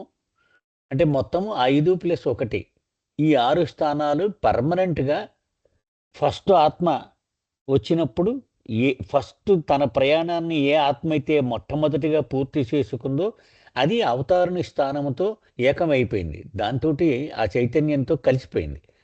అంచేత అదే ఆత్మ అవతారుడు ఎప్పుడు వచ్చినా వస్తూ ఉంటుంది. అంటే అదే ఆత్మ రాముడిగా వచ్చింది, అదే ఆత్మ కృష్ణుడిగా, బుద్ధుడిగా, మహమ్మద్గా, మెహర్ బాబాగా వచ్చింది. అది ఇంకెప్పుడు మారదు అది.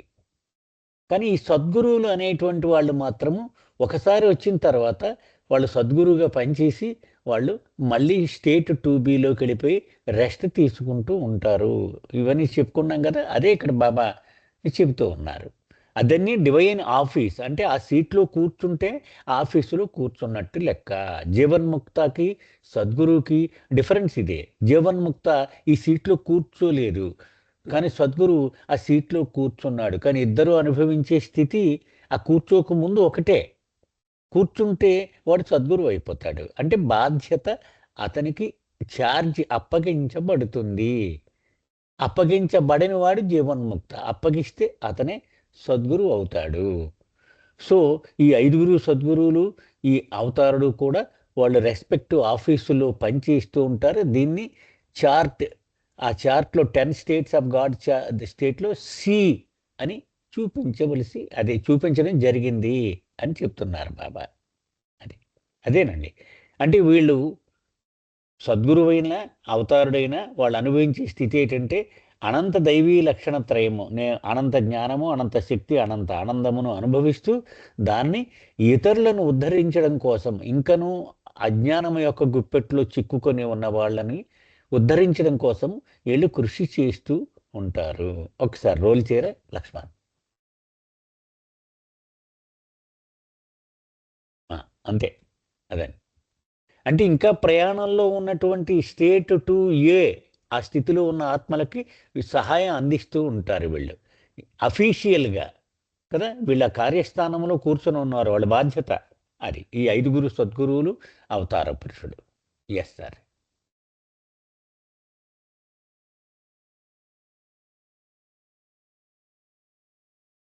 ఏమైనా ఉందండి? అయితే ఇంకా మరికొన్ని విషయాలు చెప్పాలి, కాకపోతే అది చూపించడం కష్టం. అంటే దీన్ని ఫస్ట్ మేనిఫెస్టేషన్ అని ఎందుకన్నారంటే, గాడ్ స్పీక్స్ లో మీరు ఒకసారి ఎవరిదైనా బుక్ ఉంటే లాస్ట్ లో ఒక చార్ట్ ఉంది, అటాచ్ చేసి ఉంటుంది గాడ్ స్పీక్స్ లో. ఎక్స్టర్నల్ గా తీసి పెట్టుకోవచ్చు ఆ చార్ట్. అందులో మేనిఫెస్టేషన్స్ 5 రకాలు అని చెప్పారనమాట Baba. First manifestation, second manifestation, third, fourth, fifth అని. అందులో ఫస్ట్ మేనిఫెస్టేషన్ గురించి ఉంది. ఆ ఫస్ట్ మేనిఫెస్టేషనే ఇది. అంటే ఆ పేరు ఎందుకు వచ్చింది అని అడిగారు కదా సార్ మీరు. ఫస్ట్ మేనిఫెస్టేషన్ అనే పేరు ఎందుకు దానికి వాడడం జరిగింది అనేది మీరు ఆ చార్ట్ చూసి దాని ఎక్స్ప్లెనేషన్ సప్లిమెంట్ లో ఉంది, అక్కడ మనం డిస్కస్ చేయాలి. చాలా విషయాలు మనకు గత వచ్చే 2-3 పారాగ్రాఫ్ల నుండి సప్లిమెంట్ కనెక్ట్ అయి ఉన్నాయండి ఎక్స్టెన్సివ్ గా. సో అదే మన సప్లిమెంట్ వచ్చినప్పుడు డిస్కస్ చేసుకుందాం, పర్వాలేదు మనకి ఎలాగా. లేకపోతే ఈ మాటలు పూర్తి స్థాయిలో అర్థం చేసుకోవడం కష్టం. ఎందుకంటే 2-3 విషయాలు అక్కడ కలిపి చదివితే కానీ ఇవి ఇక్కడ అర్థం కావు. దీనికి అర్థం చేసుకోవాలంటే చాలా కష్టం.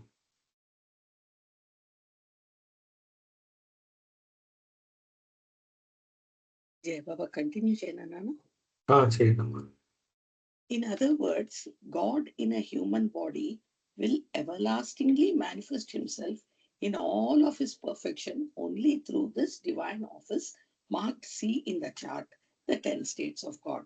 మరోలా చెప్పాలంటే భగవంతుడు మానవ రూపంలో ఇంకా ఎప్పటికీ అంటే శాశ్వతంగా తన పరిపూర్ణత అంతటినీ తన దైవీ కార్యస్థానం నుండి ప్రకటితం అవుతాడు. ఈ విషయమే భగవంతుని ఈ 10 స్టేట్స్ ఆఫ్ అదే 10 స్థితులు అనే చార్ట్ లో సి అని సూచించబడింది.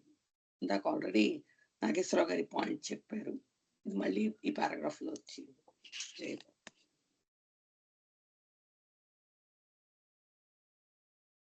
మీది అయిపోయిందమ్మా? నాది అయిపోయింది నాన్న ఇక్కడతో.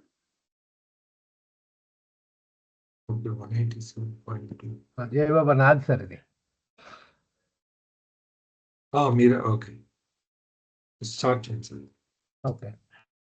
It was only through this divine office that God, as God-man, in the form of Zoroaster, Rama, Krishna, Jesus, Buddha, Muhammad, and others, manifested himself and proclaimed in every cycle, age after age, that he is the Savior, the Prophet, the Messiah, the Son of God, the Avatar, the Rasul, the Buddha, and so forth.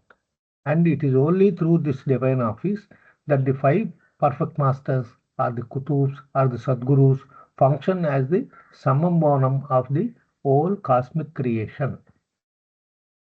ఈ office, ఈ దైవీ కార్యస్థానం ద్వారా మాత్రమే భగవంతుడు దైవీ మానవుడుగా, ఒకప్పుడు Zoroaster రూపంలోను, రాముడు రూపంలోను, కృష్ణుడు గాను, జీసస్ గాను, బుద్ధుడు గాను, మొహమ్మద్ గాను, అండ్ చాలా మిగతా వాళ్ళు అండ్ అదర్స్, ఆయనే ఈ స్వయంగా ఆయనే మేనిఫెస్ట్ అయ్యి ఆ ప్రతి సైకిల్లోనూ కూడా ఏజ్ ఆఫ్టర్ ఏజ్ తరాలు ఈ కాలాలు దాటి దెన్ ఆయన ఏం ప్రొక్లెయిమ్ చేశాడంటే ఈజ్ ది సేవియర్, ఆయనే రక్షకుడని, ప్రాఫిట్ అని, మెస్సయా అని, దేవుడి కుమారుడని, అవతారుడని, రసూలని, బుద్ధుడని మిగతా రకాలుగా ఆయన ఈ ప్రొక్లమేషన్ ఇవ్వడం జరిగింది అని ఇక్కడ చెప్పారండి. And it is only through this divine office that the 5 purpose masters are the కుతుబ్స్ are the Sadguru function as the సమ్మం of the old cosmic creation. ఇది ఈ ఆఫీస్ ద్వారానే, ఈ దైవీ కార్యస్థానం ద్వారానే ఈ మిగతా పంచ సద్గురువులు, కుతుబ్స్ కానీ సద్గురుస్ అంటారు కదా, వాళ్ళే దీనికి హైయెస్ట్ పాయింట్ కింద ఇది సమ్మోహనం అంటే ఇది ఒక హైయెస్ట్ పాయింట్ అనమాట. అక్కడ ఉండి ఇది కాస్మిక్ క్రియేషన్ అంతటిని కూడా ఫంక్షన్ చేస్తూ ఉంటారు అని ఈ పారాగ్రాఫ్ లో చెప్పడం జరిగింది.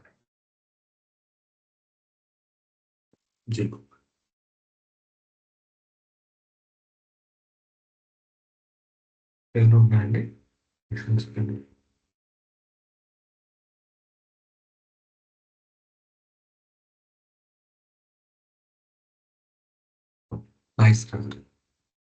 ఈ పేరాలో బాబా చెప్పేది ఏంటంటే,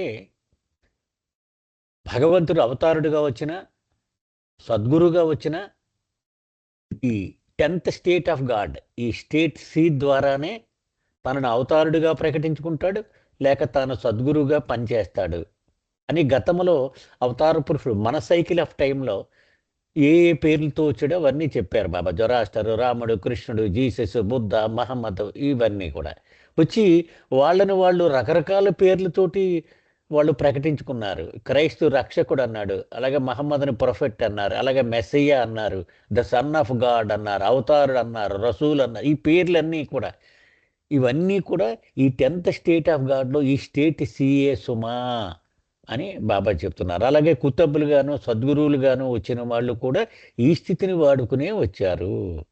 yes sir. Okay. The Sufis call this divine office Muqammi Muhammadi, after the name of the Prophet Muhammad, the Rasul of God, in his Hakikati Muhammadi. అంటే సూఫీస్ ఈ దైవీ కార్యస్థానాన్ని, ఈ కార్యస్థానాన్ని ఏమని పిలుస్తారంటే ముఖమ్మీ మహమ్మది అంటారు. అంటే ప్రాఫిట్ మహమ్మద్ పేరు మీద అనమాట అండి. ఆయన్ని రసూల్ అంటారు. ఆయన భగవంతుడి యొక్క రసూల్ అనమాట, అవతారుడు అనమాట. ఆ స్టేట్ని ఏమన్నారంటే దాన్ని హకీకతి మహమ్మదీ అన్న స్థితిలో ఉన్నటువంటి పరిస్థితి అనమాట అది. Similarly Jesus of Nazareth, the son of God, is like Muhammad, Zoroaster, Krishna, Rama, Buddha, the God man, whilst Christ, like Hakikati Muhammadi, is the divine state of Jesus. ఇది ముందు మహమ్మద్ ప్రవక్త గురించి చెప్పారు. తర్వాత అలాగే జేసస్ ఆఫ్ నజరెత్కి చెందినటువంటి Jesus కూడా ఆయన సన్ ఆఫ్ గాడ్. వాళ్ళలాగే మహమ్మద్, జొరాస్టరు, కృష్ణుడు, రాముడు లాగే ఈయన కూడా ఒక సన్ ఆఫ్ భగవంతుడి దగ్గర నుంచి వచ్చినటువంటి అవతారుడు, ది గాడ్ మ్యాన్, ఆయన దైవీ మానవుడు అని. అంటే జేసస్ అంటే అర్థం అదనమాట. క్రైస్ట్ అంటే ఈ కార్యస్థానం పేరు, అంటే స్థాయి స్థితి పేరు, స్టేట్ పేరుని క్రైస్ట్ అంటాం. ఆ ప్రవక్త పేరుని జేసస్ అంటాం అన్నమాట. ఆ క్రైస్ట్ లైక్ హకీకతి మహమ్మది, ఆ స్థితి పేరును హకీకతి మహమ్మదీ అంటాం. అది డివైన్ స్టేట్ ఆఫ్ జీసస్ ని క్రైస్ట్ స్టేట్ అంటాం అనమాట. జై బాబు సార్. జై బాబు. లాస్ట్ కూడా చదివాను sir. Okay. When we put together all the different states of God in a nutshell, 5 distinct stages in the travail of unconscious Paramatma to gain complete consciousness become conspicuous. ఇప్పుడు మనం పైన చెప్పుకున్నటువంటి ఈ స్థితులు అంటే ప్రాఫిట్లు, వాళ్ళ యొక్క స్థితి, ఇవన్నీ అంటే ముఖమ్మీ మహమ్మదీ, అలాగే హకీకతి మహమ్మదీ, ఇవన్నీ చెప్పుకున్నాం కదమ్మా. వీటన్నిటిని కూడా ఒక చోట చేర్చి చూస్తే ఒక 5 రకాలైనటువంటి స్థితులుగా మనం అర్థం చేసుకోవచ్చు కొన్ని అక్షరాల్లో చూస్తే. అయితే అది బహుశా తర్వాత వస్తుంది. తర్వాత 5 స్టేజెస్ చెప్తారు. అయితే ఇది మాట్లాడు. దీని మీద ఏమైనా క్వశ్చన్స్ ఉన్నాయండి? ఏమైనా షేర్ చేస్తారు?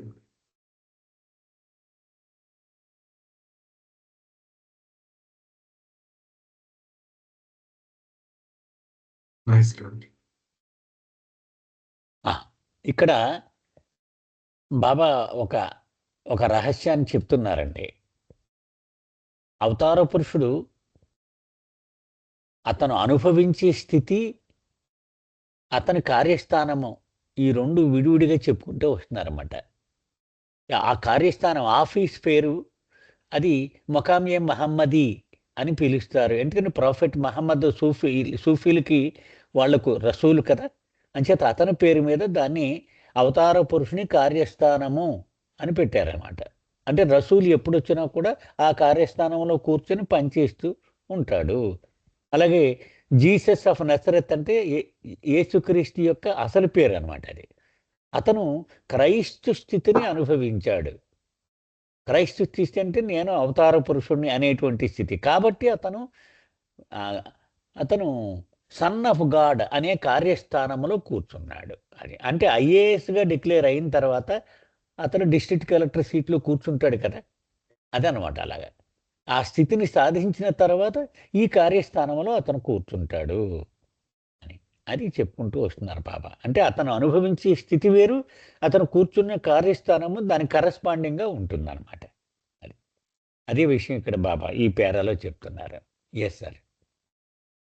అది బాగుంది సార్ ఎగ్జాంపుల్. సో ఒక వ్యక్తి ఐఏఎస్ ఆఫీసర్ అయిన తర్వాత ట్రైనింగ్ అయిపోయింది, అతనికి ఏదో ఒక ఆఫీసులో కూర్చోడానికి అలాట్ చేస్తారు.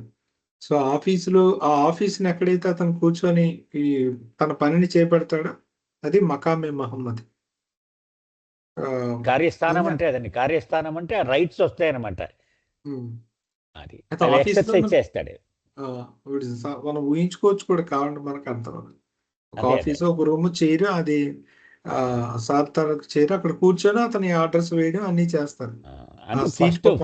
ఫస్ట్ స్టెప్ లో అతనికి ఆ దైవీ గుణాలు వస్తాయి, అనంత శక్తి, అనంత జ్ఞానము, అనంత ఆనందం. నెక్స్ట్ స్టెప్ లో కార్యస్థానంలో కూర్చోగానే వాటిని వినియోగించేటువంటి అధికారం వస్తుంది. అది కార్యస్థానం అంటే. అయితే ఐఏఎస్ చదవడం అనే క్వాలిఫికేషన్ అనేది హకీకతే మహమ్మది. సో ఇప్పుడు దీన్ని బాబా 10th స్టేట్ తో హకీకతే మహమ్మది చెప్పారు. 2C స్టేట్ తో మకామే మహమ్మది చెప్పారు. సో హకీకతే మహమ్మది సాధించిన ప్రతి ఒక్కరు కూడా అంటే ఈ మహమ్మది యొక్క యథార్థతని, అంటే మన భాషలో చెప్పాలంటే ఈ సద్గురు వారి అవతార స్థితిని, అవతార స్థితి ఉండదు, ఇంకా అవతారుగా వచ్చిన అతను ఉంటారు. సద్గురు స్థితిని పొందిన వాళ్ళు కానీ అవతారుడు కానీ వాళ్ళు హకీకతే మహమ్మది అనే స్థితిలో ఉంటారు. మహమ్మది యథార్థత అని. దాన్ని క్రైస్తవులు అయితే క్రైస్త్ స్టేట్ అని వాడతారు, క్రైస్త్ హుడ్ అని కూడా వాడతారు, బుద్ధా హుడ్ అని బుద్ధులు వాడతారు, ఏదైనా ఉన్నది. కానీ వాళ్ళ స్థితిని పొందిన తర్వాత ఆఫీసులో వర్క్ చేసేటప్పుడు ఈ డివైన్ ఆఫీసులో వర్క్ చేస్తారు. ఈ పారాగ్రాఫ్ వచ్చి టైం చూసుకోండి. జై బాబా. 1 minute ఉందండి. జై బాబా సార్, ఇప్పుడు ఈ రసూల్ ఆఫ్ గాడ్ అన్నా క్రైస్ట్ అన్నా సేమ్ స్థితిలేనండి, డిఫరెంట్ పేర్ల?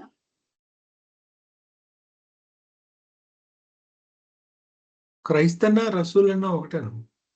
రసూల్ ఆఫ్ గాడ్ అంటే రక్షకుడు అని, అంటే వీళ్ళు ముస్లిమ్స్ వాడతారు. బట్ క్రైస్త అనేది వీళ్ళు వాడతారు. మెస్సయ్య, క్రైస్త్ అని. ఎవరు క్రిస్టియన్స్ స్థితులు మాత్రం ఒకటే, ఒకదాన్నే రిప్రజెంట్ చేస్తారు.